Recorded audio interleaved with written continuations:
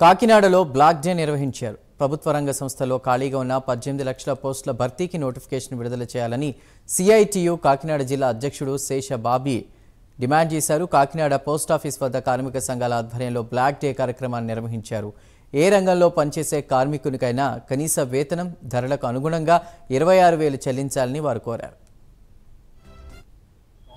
కేంద్ర ప్రభుత్వం కూడా రద్దు చేసి ఒక 4 లేబర్ కోడ్లు తీసుకొచ్చింది. ఇది చాలా నష్టం. ఇది బ్రిటిష్ టైంలోనే సాధించుకున్న హక్కులన్నింటినీ కూడా ఈ ప్రభుత్వం తీసివేస్తుంది. దానికి వ్యతిరేకంగా ఈ ధర్నా నిర్వహిస్తున్నాం. కార్మిక వర్గానికి కనీస వేతనం 26,000 రూపాయలు ఇవ్వాలని చెప్పి కోరుతున్నాం. ప్రభుత్వ రంగ పరిశ్రమలన్నింటినీ కూడా ప్రభుత్వ రంగంలోనే కొనసాగించాలని చెప్పి కోరుతున్నాం. పాత పెన్షన్ విధానాన్ని కొనసాగించాలని చెప్పి కోరుతున్నాం. పాత పెన్షన్ విధానాన్ని తీసుకొస్తామని చెప్పి ఈ ప్రభుత్వం కూడా చెప్పింది. అందుకని కొనసాగించాలని చెప్పి కోరుతున్నాం. ఈ ప్రభుత్వానికి ఏ రకమైన చట్టాలు చేసే హక్కు కూడా లేదు. కారణం ఏంటంటే గతంలో బీజేపీకి ఉన్న మెజారిటీని సంపూర్ణంగా వాళ్ళు కోల్పోయారు. 63 సీట్లు తగ్గిపోయినాయి. అందుకని వాళ్ళకి ఎటువంటి నైతిక హక్కు కూడా లేదు.